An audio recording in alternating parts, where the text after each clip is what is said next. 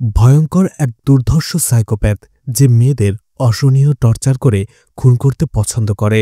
সে শুধু মেয়েদের অসহনীয় টর্চারই করে না, বরং সেই মেয়েগুলোকে খুন করার পরে তাদের শরীর থেকে মাথাটা আলাদা করে ফেলে। আর সেই মেয়েগুলোর মাথা সে নিয়ে যায় নিজের সাথেই। আর মেয়েগুলোর মাথার জায়গায় সে রক্ত দিয়ে একটা প্রশ্নবোধক চিহ্ন এঁকে যায়। আর এভাবেই এই দুর্ধর্ষ সাইকোপ্যাথ একের পর এক মেয়েদের মেরে যাচ্ছিল। সারা শহরের পুলিশ তাকে হন্য হয়ে খোঁজে, কিন্তু এই সাইকোপ্যাথ এতটাই দুর্ধর্ষ এবং চালাক ছিল, পুলিশ তার টিকিটাও ছুঁতে পারে না। এই সাইকোপ্যাথ সিরিয়াল কিলার মেয়েদের এইভাবে কেন খুন করছিল? পুলিশ কি শেষ পর্যন্ত এই সাইকোপ্যাথ সিরিয়াল কিলারকে ধরতে পেরেছিল, নাকি এই দুর্ধর্ষ সাইকোপ্যাথ পুলিশের চোখকে ফাঁকি দিয়ে বেঁচে গিয়েছিল? সেটাই দেখানো হবে আজকের গল্পে। তো এমনই সাসপেন্স, থ্রিলার আর অসাধারণ টুইস্টে ভরা তামিল মুভি দাক্ষিণা আজ এক্সপ্লেন করব, যেটা 2024 সালে মুক্তি পেয়েছিল। তো hi guys, welcome to my channel ফিল্মের গল্প। এমন নতুন আর অসাধারণ সব মুভি আর ওয়েব সিরিজের এক্সপ্লোরেশন বাংলায় দেখতে চাইলে চ্যানেলটিকে সাবস্ক্রাইব করে রাখতে পারেন। মুভির শুরুতেই চেন্নাই শহরকে দেখানো হয়, যেখানে রাতের বেলা একটি মেয়ে অফিস থেকে বাসায় ফিরছিল, কিন্তু পার্কিং লটে হঠাৎ করেই তার সামনে একটা গাড়ি চলে আসে। একটুর জন্য মেয়েটি অ্যাক্সিডেন্ট হয়ে যাচ্ছিল, এতে সে প্রচণ্ড রেগে যায় আর মেয়েটি ড্রাইভারকে রেগে বকাঝকা করতে থাকে। এরপরে সেই ড্রাইভার শুধু মেয়েটির দিকে পেছন ফিরে একবার তাকিয়ে গাড়িটি নিয়ে বের হয়ে যায়, কিন্তু কিছুক্ষণ পরেই দেখা যায় সেই ড্রাইভার গাড়ির ডিকিতে মেয়েটিকে হাত পা বেঁধে রেখে দিয়েছিল। মেয়েটি অনেক চেষ্টা করে নিজেকে ছাড়ানোর জন্য, কিন্তু কোনো কিছুতেই কিছু হচ্ছিল না। এরপরে সেই ড্রাইভার তার গাড়িটি নিয়ে একটি ফুয়েল স্টেশনে আসে এবং নিজের মুখটা ক্যাপ দিয়ে ঢেকে রাখে। আর ফুয়েল স্টেশনের লোকটাকে টাকা দেয় আর পেট্রোল ভরে দিতে বলে। লোকটা যখনই গাড়িতে পেট্রোল ভরছিল, ঠিক ওই সময়টাতে সে শুনতে পায় গাড়ির ডিকি থেকে কারো আওয়াজ আসছে। আসলে মেয়েটি ছটফট করছিল, সেটারই আওয়াজ। আর সেই ড্রাইভারও এটা বুঝতে পারে, আর এই জন্য সে গাড়ির সাউন্ডটা বাড়িয়ে দেয়। আর ফুয়েল স্টেশনের লোকটা যাতে কাউকে এই কথা না বলে, সেই লোকটাকে টাকা দিয়ে ড্রাইভারটা তার গাড়ি নিয়ে চলে আসে। এদিকে গাড়ির ডিকিতে থাকা মেয়েটি অনেক কষ্টে এবং অনেক চেষ্টার পরে নিজের হাত এবং মুখের বাঁধন খুলতে পারে, কিন্তু কোনোভাবেই সে গাড়ির ডিকিটা খুলতে পারছিল না। আর এই জন্যই গাড়ির ডিকিতে থাকা একটা রড হাতে নিয়ে রাখে, যাতে করে ডিকি খুললেই সে তার উপরে হামলা করতে পারে আর পালিয়ে যেতে পারে। এদিকে ড্রাইভার রাতের বেলা তার গাড়িটি নির্জন একটি জায়গায় এনে রাখে। এরপরে গাড়ি থেকে নেমে গাড়ির ডিকিটা ওপেন করতে গেলেই সেই মেয়েটা ড্রাইভারের উপরে হামলা করে দেয় এবং সেখান থেকে পালাতে শুরু করে। কিন্তু কিছুক্ষণ দূরে যাওয়ার পরেই সেই ড্রাইভার মেয়েটিকে ধরে ফেলে এবং চুলের মুঠি ধরে টানতে টানতে আবারও সেই জায়গায় নিয়ে আসে তাকে। এরপরে মেয়েটিকে অসহনীয় টর্চার করে। লোকটা হাতুড়ি দিয়ে মেয়েটির শরীরে একের পর এক আঘাত করে যাচ্ছিল। মেয়েটা যখন প্রচণ্ড ব্যথায় চিৎকার করছিল, তখন লোকটা পাগলের মতো হাসছিল। পাগলের মতো মেয়েটির শরীরে একের পর এক আঘাত করেই যাচ্ছিল। আঘাত করেও যখন তার শান্তি হচ্ছিল না, ঠিক ওই সময়টাতে মেয়েটির গলা কাটার চেষ্টা করে। মেয়েটি বারবার বলছিল, আমাকে ছেড়ে দিন, দয়া করে আমাকে ছেড়ে দিন। কিন্তু সে এতটাই ভয়ঙ্কর সাইকো ছিল যে মেয়েটির কোনো কথা না শুনে তার গলা কেটে ফেলে। পরদিন সকালবেলাতে দেখা যায় মেয়েটির মাথা সেখানে ছিল না, শুধু ডেড বডিটা ছিল। আর মাথার জায়গায় সেখানে রক্ত দিয়ে একটা প্রশ্নবোধক চিহ্ন আঁকা ছিল। মিডিয়াতে এই নিউজটা ফলো করে প্রচার করা হয়। আর কতজন মেয়ে এই প্রশ্নবোধক সিরিয়াল কিলারের হাতে প্রাণ হারাবে? পুলিশ এখন পর্যন্ত এই সিরিয়াল কিলারের ব্যাপারে কোনো ইনফরমেশনই বের করতে পারেনি, কিন্তু কেন? আর খবর পেয়ে সাথে সাথে এসিপি গৌরী তার টিম নিয়ে সেখানে চলে আসে। এসিপি গৌরী পুরো জায়গাটা অর্থাৎ ক্রাইম সিন ভালো করে দেখে। এসিপি গৌরী শেখরকে বলতে থাকে মেয়েটির পরিচয় শনাক্ত করা গেছে আর কখন এই ঘটনাটি ঘটেছে। শেখর বলতে থাকে মেয়েটি তার অফিস থেকে বাড়ি ফিরছিল, তখনই এই ঘটনা ঘটেছে।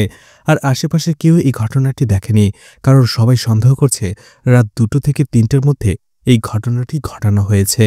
নিউজে বলা হচ্ছিল এই কোয়েশ্চেন মার্ক সিরিয়াল কিলারের মোটিভটা কি, কেন সে কোয়েশ্চেন মার্ক রেখে যাচ্ছে, আর কেনই বা সে খুন করছে। আর সবথেকে বড় কথা, কে এই কোয়েশ্চেন মার্ক সিরিয়াল কিলার? পুলিশকে কখনোই তাকে ধরতে পারবে না। অন্যদিকে দেখা যায় সেই সিরিয়াল কিলার একটি হোটেলে বসে টিভিতে এই নিউজটা দেখছিল। সেই সিরিয়াল কিলার হোটেল বয়কে জিজ্ঞেস করে, তোমার কি মনে হয় পুলিশ কি সেই সিরিয়াল কিলারকে ধরতে পারবে? হোটেল বয় হেসে বলে, আগে মেয়েটার মাথায় খুঁজে বের করুক, তারপরে তো সিরিয়াল কিলারকে খুঁজে বের করবে। পুলিশরা এমনই, প্রত্যেকটা কেসের সময় তারা বড় বড় কথা বলে, কিন্তু কিছুদিন পরে সেই কেসগুলো সলভ করতে না পেরে বন্ধ করে রেখে দেয়। আর এতে সেই সিরিয়াল কিলার খুশি হয়ে হোটেল বয়কে কিছু টাকা দিতে যাবে। যখনই সে তার ব্যাগটা খুলে মানিব্যাগ বের করে, দেখা যায় সেই ব্যাগের ভেতরে গতকাল রাতে খুন করা সেই মেয়েটির মাথা ছিল। হোটেল বয়কে টাকা দিয়ে সেই ব্যাগটা নিয়ে সিরিয়াল কিলার সেখান থেকে চলে আসে।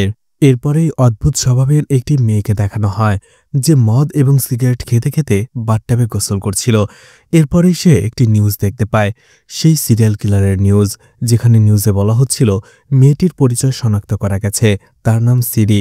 আর সিরিকে যখন খুন করা হয়েছে, তার আশেপাশে সিরিয়াল কিলার কোনো ফিঙ্গারপ্রিন্ট বা কোনো প্রমাণই রেখে যায়নি, যার ফলে পুলিশ একেবারে ক্লুলেস হয়ে আছে। কিভাবে এই সিরিয়াল কিলারকে তারা ধরবে সেটাই দেখার পালা। নিউজটা দেখার পরে দাক্ষিণা কোথাও যেতে শুরু করে। এরপরেই দাক্ষিণা একটি বাড়ির সামনে এসে ঘোরাফেরা করতে থাকে, সেই বাড়িটির উপরে নজর রাখছিল। কিছুক্ষণ পরেই সেই বাড়ি থেকে সে চিৎকার চেঁচামেচির শব্দ শুনতে পায়।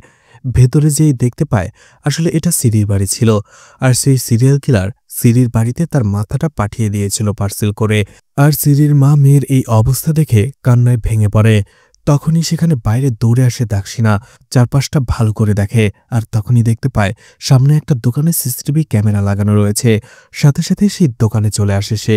একটু পরেই এসিপি গৌরী মেনন এবং তার টিম সিরির বাড়িতে চলে আসে। আর একজন কনস্টেবল সিরির মাকে জিজ্ঞেস করে, আপনি কি দেখেছেন পার্সেলটা এখানে কে রেখে গেছে?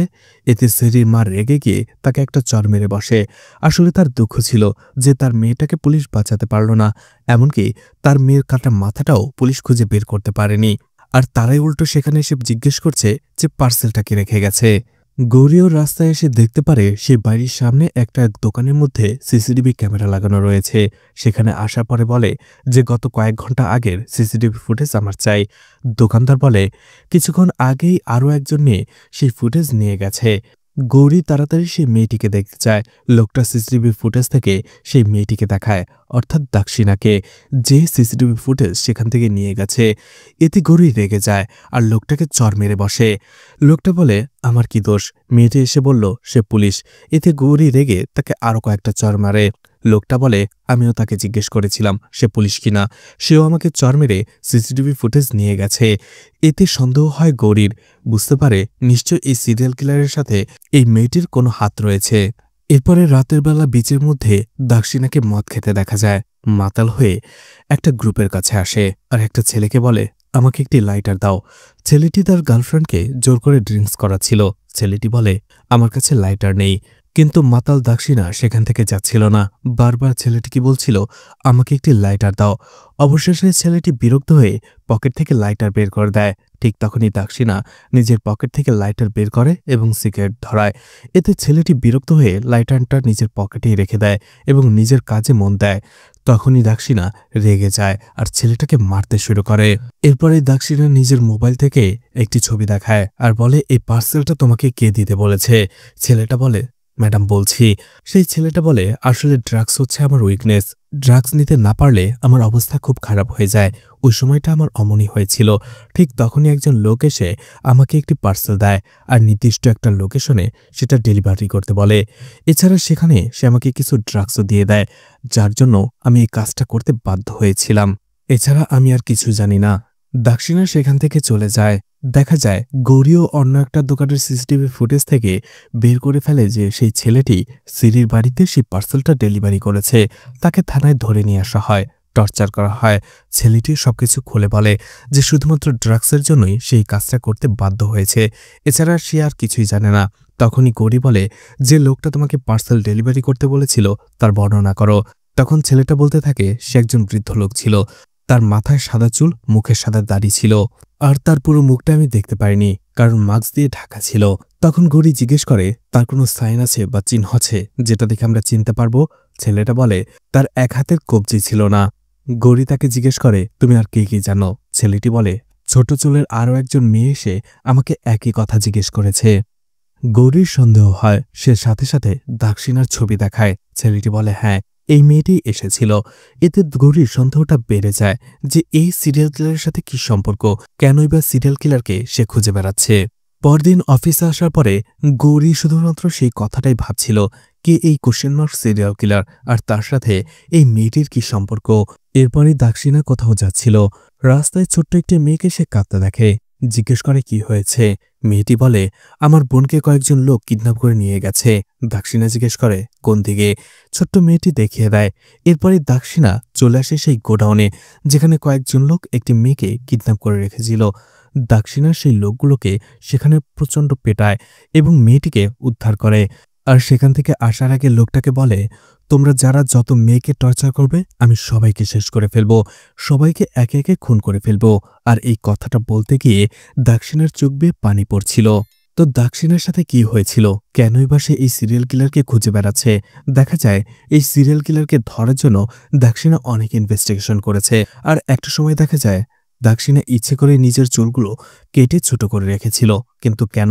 এরপরে আবারও ব্রেকিং নিউজ দেখানো হয়, যেখানে টিভিতে বলা হচ্ছিল, আমরা সিরির মৃত্যুর শোক ভুলতে না ভুলতেই সেই সিরিয়াল কিলার আরও একটি মেয়েকে খুন করেছে। আর ঠিক একই রকম তার মাথা কেটে নিয়ে গেছে, কোশ্চেন মার্ক রেখে গেছে। পুলিশ কবে এই সিরিয়াল কিলারকে ধরতে পারবে? ঠিক তখনই দেখা যায় ক্রাইম সিনে গৌরী অলরেডি তার টিম নিয়ে চলে এসেছে। আর এখানে লক্ষ্য করার বিষয় হচ্ছে, সেই ক্রাইম সিনে আরও একটি মেয়ে এসেছিল, যে সিরির মার্ডার স্পটেও এসেছিল। গৌরী সেখানে জায়গাটা ভালো করে দেখে। ঠিক তখনই হঠাৎ করে তার চোখ পড়ে দাক্ষিণার দিকে, কারণ দাক্ষিণাও সেই লোকগুলোর ভিড়ে দাঁড়িয়ে দেখছিল। তোমার সেই সিসিটিভি ফুটেজের ছোট চুলের মেয়েটির কথা মনে আছে? আমার মনে হয় ও এই খুনগুলোর সাথে জড়িত, ওকে যেয়ে ধরো। শেখর ধীরে ধীরে দাক্ষিণার দিকে এগোতে যায়। অন্যদিকে দেখা যায় দাক্ষিণার পাশে একজন বৃদ্ধ লোক দাঁড়িয়েছিল। সে সেখান থেকে চলে যায়। হঠাৎ করেই দাক্ষিণার তার দিকে চোখ পড়ে আর দেখতে পায় সে বৃদ্ধ লোকটার ডান হাতের কবজি ছিল না, যেমনটা সেই ছেলে বলেছিল। এতে দাক্ষিণা বুঝে যায় যে সেই দিন এই পার্সেলটা ছেলেটিকে এই বৃদ্ধ লোকটা দিয়েছিল। আর এই জন্য দাক্ষিণা সে বৃদ্ধ লোকটা পিছু করতে থাকে। কিন্তু দাক্ষিণা যে তার পিছু করছে বৃদ্ধ লোকটা বুঝতে পেরে দৌড়াতে শুরু করে। দাক্ষিণাও দৌড়াতে শুরু করে। আর পুলিশরা ভাবে যে পুলিশদের দেখে দাক্ষিণা দৌড়াতে শুরু করেছে, আর পুলিশরাও তার পিছু নিতে শুরু করে। দাক্ষিণা সেই বৃদ্ধ লোকটাকে ধরতেই যাবে, কিন্তু রোডের মাঝখানে একটি গাড়ি এসে দাক্ষিণাকে অ্যাক্সিডেন্ট করে দেয়। আর সেখানে দাক্ষিণা অজ্ঞান হয়ে যায়। এরপরেই 6 মাস আগের ঘটনা দেখানো হয়, যেখানে সেই সিরিয়াল কিলার বাস দিয়ে যাচ্ছিল। এরপরে হঠাৎ করে সে পুলিশ স্টেশনে কল করে আর বলে, এই রোড দিয়ে যাওয়া একটি বাসের মধ্যে একটি লাশ রয়েছে।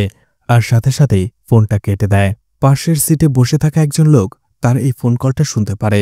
লোকটা ভয় পেয়ে যায়, কিন্তু একটু পরে ভাবে হয়তো এটা একটা প্র্যাঙ্ক কল। বাসের ভেতরে তো সবাই ঠিকঠাকই রয়েছে, কারণ বাসের ভেতরে কোনো লাশই ছিল না। একটু পরে সেই সিরিয়াল কিলার বাস থেকে নেমে যায়, কিন্তু তখনই দেখা যায় সেই বাসের ভেতরে নয়, বরং বাসের ছাদে আরও একটি মেয়ের গলাকাটা ডেড বডি ছিল। আর এরপরই দাক্ষিণাকে দেখানো হয়, যে ছিল একজন এসিপি। তার কাছে খবরটা আসতেই সে ক্রাইম সিনে চলে আসে। নিউজে বলা হয়, শহরে হুট করে একটা খুন হয়েছে, আর যেখানে মেয়েটির মাথায় ছিল না। অর্থাৎ এটাই ছিল সেই সিরিয়াল কিলারের প্রথম খুন। এরপরে দাক্ষিণা তার জুনিয়র অফিসারকে বলে, যে নাম্বার থেকে কলটা এসেছিল সেটা ট্রেস করো, সেটা কার নাম্বার খুঁজে বের করার চেষ্টা করো। আর বাসটাকে পুরো ভালোভাবে সার্চ করো, দেখো কোনো এভিডেন্স পাওয়া যায় কিনা। এছাড়া এই লাশটা পোস্টমর্টমের ব্যবস্থা করো, আর খুঁজে বের করার চেষ্টা করো মেয়েটাকে। একটু পরে দাক্ষিণা দেখা যায় থানায় 2 জন লোককে ধরে নিয়ে আসা হয়েছে। সেখানে আসলে তার জুনিয়র অফিসার তাকে বলে, এই লোকটা শুনতে পেয়েছিল তার সামনের সিটে বসে থাকা একজন লোক পুলিশ স্টেশনে কল করে এই লাশের ব্যাপারে কথা বলছিল। আর পাশে থাকা লোকটার মোবাইল থেকেই আমাদের কাছে কল এসেছিল। লোকটা বলে, ম্যাডাম আমি কিছুই জানি না, গতকালকে আমার মোবাইলটা হারিয়ে গেছে।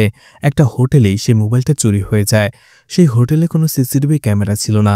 তারপরে আমি তন্ন তন্ন করে খুঁজেও সেই মোবাইলটা আর পাইনি। এরপরে সেই লোকটাকে জিজ্ঞেস করে দাক্ষিণা। লোকটা বলতে থাকে, প্রথমে আমি শুনে ভয় পেয়ে গিয়েছিলাম, পরে ভাবলাম হয়তো ছেলেটা প্র্যাঙ্ক কল করেছে। এরপরে সেই লোকটা খুনির বর্ণনা দেয়। এরপরেই দাক্ষিণা পোস্টমর্টম ডক্টরের সাথে দেখা করতে আসে, যেখানে ডক্টর তাকে বলে, মেয়েটিকে প্রথমে টর্চার করে মেরে ফেলা হয়েছে, তারপরেই তার গলা কাটা হয়েছে। দাক্ষিণা জিজ্ঞেস করে মেয়েটিকে শারীরিকভাবে নির্যাতন করা হয়েছে কিনা, অর্থাৎ রেপ করা হয়েছে নাকি। ডক্টর বলে, না, সেই ধরনের কোনো লক্ষণ পাওয়া যায়নি। মেয়েটিকে প্রথমে হাতুড়ি বা শক্ত কোনো জিনিস দিয়ে আঘাত করতে করতে মেরে ফেলা হয়েছে, তারপরে মেয়েটির গলা কেটে ফেলা হয়েছে। তার মানে এটা একজন ঠান্ডা মাথার খুনি, যে ভয়ঙ্কর একজন সাইকোপ্যাথ। এদিকে সুপার শপের সেই সিরিয়াল কিলার একটি মেয়েকে ফলো করতে থাকে। মেয়েটিকে যখনই নির্জন একা পায় তখনই মেয়েটিকে হাতুড়ি দিয়ে আঘাত করতে থাকে। এরপরে মেয়েটিকে গায়ের ডিকিতে ভরে নির্জন একটা জায়গায় নিয়ে আসে আর সেখানে হাতুড়ি দিয়ে তাকে একের পর এক আঘাত করতে থাকে। মেয়েটি যন্ত্রণায় কাতরাতে থাকে আর সেই সিরিয়াল কিলারকে বলে, আমার ব্যাংক অ্যাকাউন্টে ৫ লাখ টাকা রয়েছে, আপনি সেটা নিয়ে যান, কিন্তু তারপরও আমাকে ছেড়ে দিন। এটা শোনার পরে সিরিয়াল কিলার হাসে। এরপরে তাকে আবারও মারতে শুরু করে। এরপরে সেই সিরিয়াল কিলার মেয়েটাকে একটা কনস্ট্রাকশন বিল্ডিংয়ে টর্চার করে মেরে ফেলে এবং তার গলা কাটা ডেড বডিটা ফেলে রেখে সেখান থেকে চলে যায়। খবর পেয়ে দাক্ষিণা এবং তার টিম সেখানে চলে আসে। দাক্ষিণা এসে অবাক হয়ে যায়, কারণ বাসের মেয়েটিকেও ঠিক একই রকমভাবে খুন করা হয়েছিল। সে অনুমান করতে পারে এটা একটা সিরিয়াল কিলারের কাজ, কারণ ডক্টরও বলেছিল এই কাজটা কোনো সাধারণ মানুষের পক্ষে করা সম্ভব নয়। কিন্তু সেখানে দুঃখের বিষয় হচ্ছে পুলিশরা কোনো ক্লুই খুঁজে পায়নি। এরপরে দাক্ষিণার টিম কোনোভাবেই সেই সিরিয়াল কিলারকে ধরতে পারে না। পরপর আরও ২টি খুন হয়ে যায়। দাক্ষিণা অনেকভাবে ইনভেস্টিগেশন করার চেষ্টা করে আর সবগুলো মার্ডারের কেস ফাইল নিয়ে স্টাডি করার পরে দাক্ষিণা তার জুনিয়র অফিসারকে বলে, এই এতটাই ভয়ঙ্কর সাইকো যে সে চাইছে মানুষ তার ব্যাপারে কথা বলুক, আর এই জন্য মেয়েগুলোর মাথা কেটে নিয়ে যেয়ে সেখানে প্রশ্নবোধক চিহ্ন এঁকে যাচ্ছে। সে চাইছে শহরে শুধুমাত্র সবাই তাকে নিয়েই কথা বলুক, আর এই জন্য সে এই ব্যবস্থা করেছে। আর সে খুবই চালাক, যার ফলে এতগুলো মার্ডার করার পরেও আমরা মার্ডার স্পট থেকে একটা ক্লুও পাইনি। এরপরেই দেখা যায় প্রেস মিটে দাক্ষিণা কথা বলতে থাকে। প্রেস মিটে দাক্ষিণা বলছিল যে এই খুনি খুবই ভয়ঙ্কর একজন সাইকো। সে এই পর্যন্ত ৪টা খুন করেছে, যেগুলো শহরের ৪টি জায়গায়, উত্তর দিকে একটা, দক্ষিণ দিকে একটা, পূর্ব দিকে একটা আর পশ্চিম দিকে একটা। সে আসলে চাইছে সবাই তাকে নিয়ে কথা বলুক। অন্যদিকে তার এই প্রেসমেটটা একটি হোটেলে বসে সেই সিরিয়াল কিলার দেখছিল। দাক্ষিণাকে সাংবাদিক জিজ্ঞেস করে, এই সিরিয়াল কিলারের মোটিভ কি, কেন সে খুন করছে? দাক্ষিণা বলতে থাকে তার তেমন কোনো মোটিভ নেই, হয়তোবা কোনো এক ঘটনা কেন্দ্র করেই সে এই ঘটনাগুলো ঘটাচ্ছে। তখন একজন সাংবাদিক প্রশ্ন করে যে এই মেয়েগুলোকে কি মারার আগে রেপ করা হয়েছে? দাক্ষিণা বলে, না, মারার আগে রেপ করা হয়নি। আর এতে থেকে আমরা একটা জিনিস বুঝতে পারি, এই সিরিয়াল কিলার একজন কাপুরুষ, আর নিজের ব্যর্থতা ঢাকার জন্যই মেয়েদের এমন নৃশংসভাবে সে খুন করে যাচ্ছে। আর এটা যখন টিভিতে প্রচার হয় সবাই কথা বলতে থাকে। সেই হোটেলেরই কিছু লোক বলতে থাকে, আরে আমি তো প্রথমে এই সিরিয়াল কিলারকে অনেক ভয়ঙ্কর এবং ধূর্ত ভেবেছিলাম, কিন্তু এখন দেখি এ তো কাপুরুষ। এটা নিয়ে তারা হাসাহাসি করতে থাকে। পাশের টেবিল থেকেই সেই সিরিয়াল কিলার এই কথাগুলো শুনছিল, আর এতে সে প্রচণ্ড রেগে যায়। এরপরে সেই সিরিয়াল কিলারকে আরও একটি মেয়েকে একটি আন্ডার কনস্ট্রাকশন বিল্ডিংয়ে নিয়ে এসে টর্চার করতে দেখা যায়। মেয়েটি সাহায্যের জন্য চিৎকার করছিল, আর এতে সেই সিরিয়াল কিলার পাগলের মতো হাসছিল। মেয়েটি বলতে থাকে, তুমি যা বলবে আমি তাই করব, কিন্তু তারপরও আমাকে মেরো না। তখন সেই সিরিয়াল কিলার বলে, ঠিক আছে। কিছুক্ষণ পরে দেখা যায় দাক্ষিণার সাথে সেই মেয়েটি দেখা করতে আসে আর বলে, আমি মার্কেট থেকে বাসায় ফিরছিলাম, তখনই হঠাৎ করেই পেছন থেকে একজন লোক এসে আমার মুখ চেপে ধরে, আমি অজ্ঞান হয়ে যাই। এরপরে কি হয়েছে মনে নেই। চোখ খুলতেই সেই ভয়ঙ্কর কিডন্যাপারকে আমার সামনে দেখি, যে আমাকে মেরে ফেলার চেষ্টা করছিল। ঠিক তখনই অন্য একজন লোক এসে আমাকে বাঁচিয়ে নেয়, আর সেই খুনি সেখান থেকে পালিয়ে যায়। তখন দাক্ষিণা জিজ্ঞেস করে, তোমাকে কে বাঁচিয়েছে? তখনই দেখা যায় সেই সিরিয়াল কিলারই মেয়েটিকে শিখে পড়ে এখানে নিয়ে এসেছিল। আর সেই সিরিয়াল কিলার নিজেকে সেখানে হারিস বলে পরিচয় দেয়। হারিস বলে, আমি সেখানে রাতের খাবার খাচ্ছিলাম, হঠাৎ করেই মেয়েটির চিৎকারের আওয়াজ শুনতে পাই, আর সেখানে দৌড়ে যেয়ে দেখি একটা লোক মেয়েটিকে মারার চেষ্টা করছে। আর এভাবেই নাটক বলতে থাকে, আর নিজের মতো গল্প বানিয়ে শেষে বলে যে সেই সিরিয়াল কিলার আমাকে আঘাত করে সেখান থেকে পালিয়ে গেছে। দাক্ষিণা জিজ্ঞেস করে, তুমি কে, আর তুমি সেখানে কি করছিলে? হারিস মিথ্যে পরিচয় দেয়, মিথ্যে আইডি কার্ডও দেখায়। এরপরে সে মেয়েটি বলে, আমাকে এখন বাসায় যেতে হবে, নাহলে বাসার সবাই চিন্তা করবে। তখন দাক্ষিণা একজন পুলিশ অফিসারের মাধ্যমে সেই মেয়েটিকে বাসায় পাঠিয়ে দেয়, আর হারিসকে সেখানেই থাকতে বলে। সেই মেয়েটি বাসা থেকে একটু দূরে নামে। পুলিশ তাকে এগিয়ে দিতে চাইলেও মেয়েটি বলে, পুলিশ দেখলে বাসায় টেনশন করবে, সে একাই যেতে পারবে। মেয়েটি যেতে শুরু করে, আর ঠিক তখনই দেখা যায় মেয়েটির পেছনে আরও একটা লোক দাঁড়িয়েছিল, যার হাতেও একটি হাতুড়ি ছিল। এরপরেই দেখা যায় একটি রুমের ভেতরে সেই মেয়েটিকে হাত পা বেঁধে রেখেছিল, আর সেখানে একটা কুড়াল নিয়ে চলে আসে সে বৃদ্ধ লোক, যার ডান হাতের কবজি ছিল না, আর সেখানে মেয়েটিকে সে গলা কেটে মেরে ফেলে। অন্যদিকে পুলিশ স্টেশনে হারিস একজন লোকের বর্ণনা দিচ্ছিল সিরিয়াল কিলার হিসেবে। সেখানে হারিস সেই লোকটার চেহারার বর্ণনা দিতে গিয়ে বলে তার একটা চোখ ছোট ছিল। পুলিশও সেটাই বিশ্বাস করে নেয়। পরদিনই যখন পুলিশ আবারও সেই মেয়েটির খুনের খবর পায়, তাড়াতাড়ি দাক্ষিণা সেখানে চলে আসে। হারিস আসলে নিজেকে নির্দোষ প্রমাণ করার জন্য এই নাটকটা করে, কারণ পুলিশ তো তখন ভেবে নেবে যে হারিস তো থানায় ছিল, তার মানে সিরিয়াল কিলার অন্য কেউ। কিন্তু এটা কেউ বুঝতেই পারেনি যে সিরিয়াল কিলার একজন নয়, দুইজন। এই জন্য হারিসকে পুলিশ স্টেশন থেকে কোনো কিছু জিজ্ঞেস না করেই বাড়িতে চলে যেতে বলে। রাতের বেলা দাক্ষিণা যখন বাসায় এসে ফ্রেশ হয়ে ঘুমিয়ে পড়ে, ঠিক তখনই দেখা যায় সেই বাড়িতে হারিসও ঢুকে পড়েছিল। আর ধীরে ধীরে সে তার জামা কাপড় খুলে ফেলে, একেবারে নগ্ন হয়ে যায়। আর ধীরে ধীরে একটা সময় সে দাক্ষিণার রুমের ভেতরে ঢুকে যায়। সে বলতে থাকে, আমি এতদিন শুধুমাত্র মেয়েদের খুন করেছিলাম, আর এটার জন্য তুমি আমাকে কাপুরুষ বানিয়ে দিলে। যাই হোক, সেই প্রমাণটা আমি তোমাকেই দেব যে আমি কোনো কাপুরুষ নই। আর এরপরেই সে দাক্ষিণাকে অজ্ঞান করে ফেলে ঘুমের মধ্যেই। এরপরে নিজের মুখে একটা মাস্ক পরে নেয় হারিস, মোবাইলের ভিডিও রেকর্ডটা অন করে। আর এরপরে সে দাক্ষিণাকে ঘুমের মধ্যেই অবচেতন অবস্থায় রেপ করে আর সেটার ভিডিও রেকর্ড করে। পরদিনে দেখা যায় সারা শহরে সেই ভিডিওটা ছড়িয়ে পড়ে, আর এটা নিয়ে মানুষ নানা ধরনের কথা বলতে শুরু করে। দাক্ষিণার যখন ঘুম ভাঙে, সে দেখতে পায় নিজেকে নগ্ন অবস্থায় বাথটবে। সে কোনো মতে নিজেকে স্বাভাবিক করে নেয় এবং নিচে চলে আসে। আর তখনই নিউজে দেখতে পায় যে সেই সিরিয়াল কিলার তার সাথে কি করেছে, সে কিভাবে তার জীবনটা ধ্বংস করে দিয়েছে। দাক্ষিণা বুঝতে পারে সেই সিরিয়াল কিলার আসলে তার সাথে কি করেছে আর কিভাবে সবার সামনে তার জীবনটা শেষ করে দিয়েছে। দাক্ষিণা একা একা কাঁদতে থাকে, প্রচণ্ড কাঁদে। এরপরে থানায় আসে, আর আসার পরে রিজাইন করে দেয়। তার হায়ার অফিসার বলে, তুমি রিজাইন কেন করছো? আমরা সবাই জানি এই ভিডিওটা ফেক। দাক্ষিণা বলে, ফেক না, এটা অরিজিনাল। আর এটা বলে কাঁদতে কাঁদতে সেখান থেকে চলে আসে। বাসায় আসার পরে সে আবারও তার বেডরুমটা দেখে আর কল্পনা করে তাকে কিভাবে রেপ করেছে ঘুমের মধ্যে। এরপরে সে প্রচণ্ড রেগে গিয়ে একটা সিলিন্ডার নিয়ে এসে সে বেডরুমটাকে জ্বালিয়ে দেয়। আর বাইরে থেকে মিডিয়ার সব লোকেরা দেখতে পায় সেই বাড়িটা আগুনে ঝলসে যাচ্ছে। সবাই ভেবে নেয় যে এসিপি দাক্ষিণা অপমান সহ্য করতে না পেরে সুইসাইড করেছে। আসলে সবার থেকে নিজেকে আড়াল করে ফেলার জন্যই দাক্ষিণা এই কাজটা করেছিল। আর দাক্ষিণার জীবনের এই ঘটনাটা শেখর এখন বলছিল এসিপি গৌরীকে। গৌরীও বুঝতে পারে সেই ঘটনার পর থেকেই দাক্ষিণা এমন অদ্ভুত টাইপের হয়ে গেছে, আর সেও সেই সিরিয়াল কিলারকেই খুঁজে বেড়াচ্ছে। এদিকে হসপিটালে দাক্ষিণার জ্ঞান ফেরে। গৌরী দাক্ষিণার সাথে আলাদাভাবে কথা বলে। তখন দাক্ষিণা বলে তার জীবনের একমাত্র লক্ষ্য হচ্ছে সেই সিরিয়াল কিলারকে ধরা। গৌরী জিজ্ঞেস করে, তুমি এতদিন পর্যন্ত কি কি জানতে পেরেছ? দাক্ষিণা বলে, সেই সিরিয়াল কিলার কেন মেয়েদের এভাবে খুন করছে সেই কারণটা আমি জানতে পেরে গিয়েছি। তখনই দেখানো হয় ইনভেস্টিগেশন করতে করতে একটা সময় দাক্ষিণা একটা ফাইল পেয়ে যায়, আর যেখানে সে কিছু একটা জানতে পারে। এরপরেই দাক্ষিণাকে বাইক নিয়ে কোথাও আসতে দেখা যায়। একটু পরেই সে একটি চার্চে চলে আসে আর একজন লোকের সাথে দেখা করে।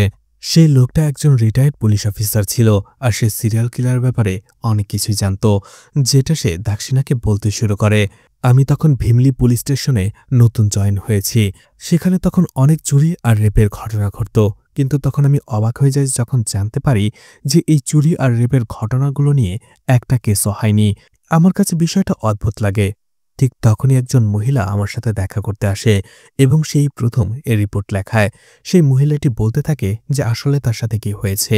সেই মহিলা যখন কাজ করছিল সেখানে একজন বৃদ্ধ লোকও কাজ করত, আর সেই বৃদ্ধ লোকটা মহিলার কাছে এসে তাকে কুরুচিপূর্ণ ইঙ্গিত করে, তাকে বাজে কথা বলে। আর এতে সে মহিলা রেগে গিয়ে লোকটাকে অপমান করে তাড়িয়ে দেয়। রাতের বেলায় দেখা যায় মহিলা যখন বাড়িতে একাই ঘুমিয়েছিল, তখন সেই লোকটা সেখানে চলে আসে আর সেই মহিলাকে সেখানে রেপ করে। সেই মহিলা বলে, এই এরিয়ার আরো অনেক মহিলার সাথেই ওই নরপশু এই কাজ করেছে, কিন্তু কে মুখ খোলার সাহস পায়নি। সবাই ভাবে তাদের সম্মান নষ্ট হয়ে যাবে সমাজে, কিন্তু আমি চুপ থাকব না। আমি চাই আপনি ওকে এমন শিক্ষা দিন যাতে করে ও কোনো মহিলার দিকে আর চোখ তুলে তাকাতে না পারে। এরপরেই পুলিশ অফিসার রাঘব সেই জায়গায় চলে যায় আর সতীশের ব্যাপারে ইনকোয়ারি করতে থাকে। রাঘব দাক্ষিণাকে বলে, আমি সতীশের ব্যাপারে জিজ্ঞাসাবাদ করার পরে সেখানে সতীশের বিরুদ্ধে একের পর এক ক্রাইম করার অভিযোগ পাই। আমি যখন সতীশের বাড়িতে চলে যাই তাকে অ্যারেস্ট করার জন্য, সেখানে তার ছোট্ট ছেলে বসে খেলছিল, যে পুতুলের মাথাগুলো আলাদা করে ফেলছিল সেও অদ্ভুতভাবে বসেছিল। আমি জিজ্ঞেস করি সতীশ কোথায়, কিন্তু ছেলেটি বলে সে জানে না। এরপরেই রাঘব সতীশকে অ্যারেস্ট করে অন্য একটি জায়গায় আটকে রাখে। সেখানে তাকে প্রচণ্ড টর্চার করতে থাকে, আর রাঘব সতীশের প্রাইভেট পার্টে বারবার আঘাত করছিল, আর সতীশের ছেলে লুকিয়ে এটা দেখছিল। এরপরে রাঘব তাকে প্রচণ্ড টর্চার করে এই ধরনের কাজ যাতে আর কখনো না করে তাকে ছেড়ে দেয়। এরপর রাতের বেলা দেখা যায় সতীশের ছেলে একজন পতিতার কাছে আসে এবং তাকে তার বাবার জন্য ভাড়া করে নিয়ে যায়। কিন্তু সেই পতিতা যখন সতীশের সাথে সময় কাটায় তখন সে বুঝতে পারে সতীশ একজন কাপুরুষ, তার সমস্যা রয়েছে, এই জন্য সে তাকে অপমান করে। এমনকি ছোট্ট ছেলেটিকেও যাওয়ার সময় বলে, তুমি কি সত্যি ওর ছেলে? ভালো করে খোঁজখবর নিয়ে দেখো। সতীশ এবং তার ছেলে বুঝতে পারে রাঘবের জন্য সতীশের এই অবস্থা, তাকে অপমানিত হতে হলো। তারা ঠিক করে নেয় তারা এর বদলা নেবে। এরপরেই দেখা যায় সতীশ রাঘবকে একটি নিরিবিলি জায়গায় আটকে রেখেছিল আর তার সামনেই তার স্ত্রীকেও আটকে রাখে। যেহেতু সতীশ তাকে রেপ করতে পারবে না, তাই তার গলা কেটে সেখানেই তাকে মেরে ফেলে রাঘবের চোখের সামনে। রাঘব বলতে থাকে, এর 1 সপ্তাহ পরে সে আমার স্ত্রীর কাটা মাথাটা আমার বাড়িতে পৌঁছে দিয়েছিল। আমি তাকে পাগলের মতো খুঁজেছি। অবশেষে 1 বছর পরে আমি তাকে ধরতে পেরেছিলাম, কিন্তু ঠিক তখনই তার ছেলে এসে তার হাত কেটে তাকে বাঁচিয়ে নিয়ে যায়। তখনই দাক্ষিণা বুঝতে পারে আসলে তখন থেকেই সতীশ এবং তার ছেলে পাগলের মতো হয়ে গেছে। তারা দুজনেই উন্মাদ সাইকো। সতীশের সেই অপমান থেকে সে একের পর এক মেয়েদের মাথা কেটে মেরে ফেলে প্রতিশোধ নেয়ার জন্য। গৌরী বলে, তার মানে তুমি বলতে চাইছো এইসব সিরিয়াল কিলিংগুলোর পেছনে সতীশ এবং তার ছেলের হাতি রয়েছে? দাক্ষিণা বলে, হ্যাঁ, আমি নিশ্চিত তারাই এই খুনগুলো করছে। পরের দিনই দেখা যায় একটা পরিত্যক্ত ব্রিজের নিচে আরও একটি মেয়ের কাটা দেহ পাওয়া যায়, যেখানে গৌরী এবং দাক্ষিণা চলে আসে। এদিকে দেখা যায় সেই লোকগুলোর ভিড়ে সতীশও ছিল, অন্যদিকে সেই মেয়েটিও, যাকে প্রত্যেকটা ক্রাইম সিনেই দেখা যায়। দাক্ষিণা বলতে থাকে, এখানে আরও একটি খুন হবে। এই শহরে 3টার দিকে খুন হয়েছে, এখন শুধুমাত্র দক্ষিণ দিকটাই বাকি রয়েছে। তাই যে করেই হোক দক্ষিণ দিকের সব ধরনের সিসিটিভি ক্যামেরা, সিকিউরিটি সবকিছু বাড়িয়ে দাও। যে করেই হোক সেই খুনিকে আমাদের ধরতেই হবে। সেখানে মেয়েটি শুনতে পায় যে দাক্ষিণা বলছিল দক্ষিণ দিকে খুনটি হওয়ার কথা রয়েছে, আর এই জন্য সেই মেয়েটিকে দেখা যায় একটি টিভিতে ইন্টারভিউ দিচ্ছে যে সেই সাইকোকে এবার তারাই ধরবে। পুলিশ যেহেতু তাদের ধরতে পারছে না, এবার তারা দক্ষিণ দিকে সব মেয়েরা একসাথে সমাবেশ করবে আর দেখবে সেই সিরিয়াল কিলার কিভাবে তাদেরকে খুন করে।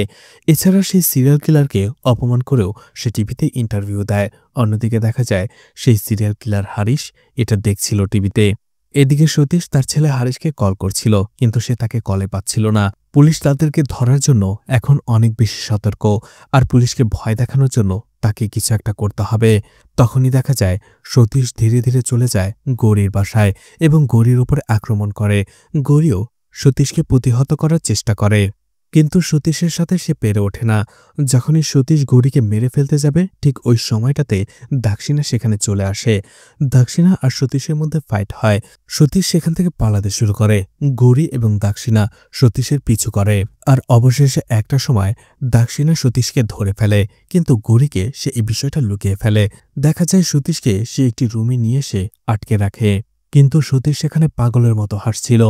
দাক্ষিণা বলে, তোমার ছেলে কোথায়? তাকে আমার দরকার। এতে সতীশ তাকে বাজেভাবে ইঙ্গিত করে এবং বলে, তুমি আমার ছেলের কিছুই করতে পারবে না।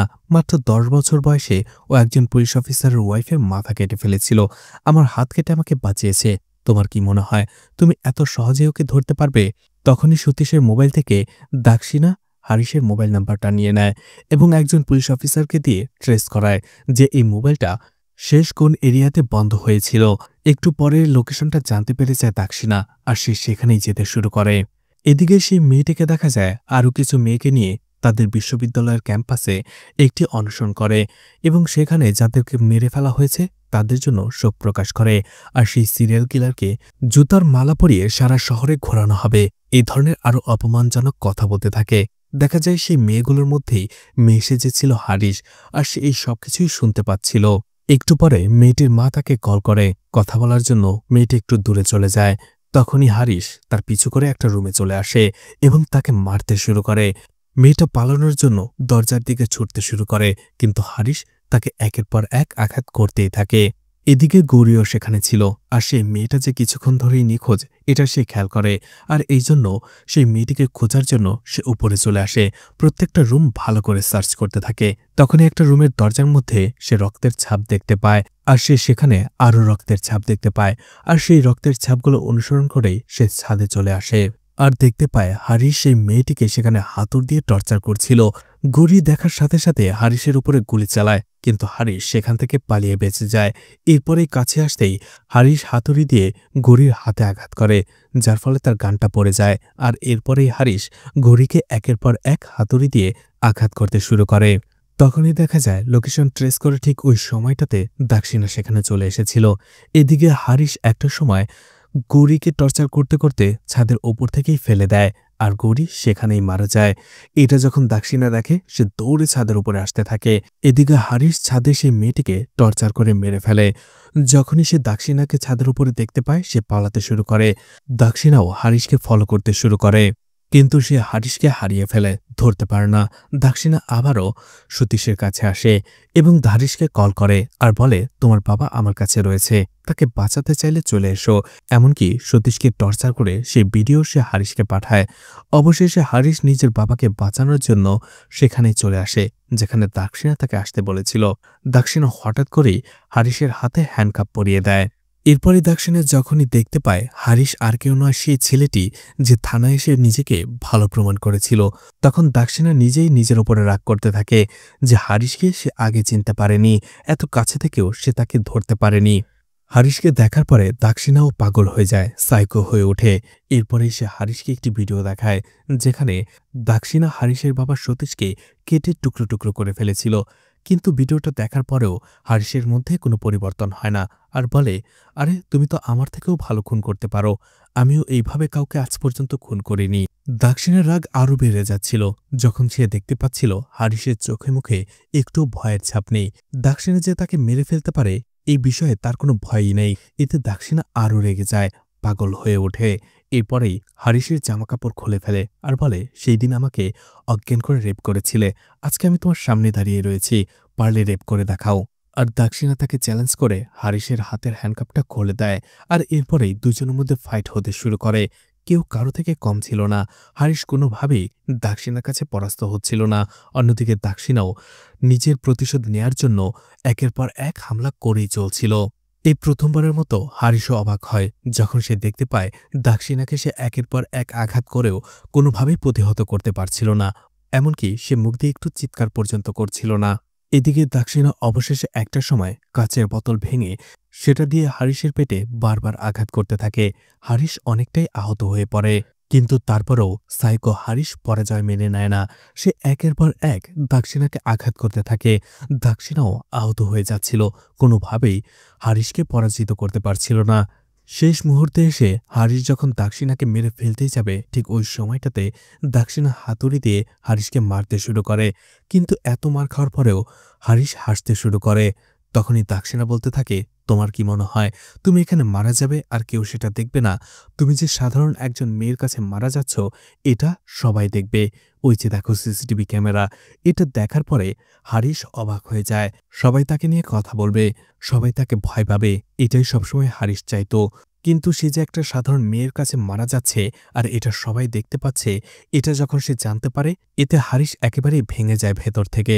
দাক্ষিণা বলতে থাকে, তোমার মতো নরপশু সাইকো পৃথিবীর বুকে যতবার জন্মাবে, আমার মতো দাক্ষিণাও আসবে তোমাদের শেষ করার জন্য।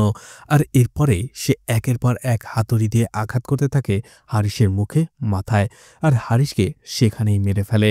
আর এরপরে ধীরে ধীরে দাক্ষিণা সেখান থেকে চলে যায়। আর এখানেই এই মুভিটা শেষ হয়ে যায়। তো মুভিটি আপনাদের কেমন লেগেছে কমেন্ট করে জানাতে পারেন। আর মুভিটা ভালো লাগলে লাইক কমেন্ট শেয়ার করে পাশে থাকতে পারেন।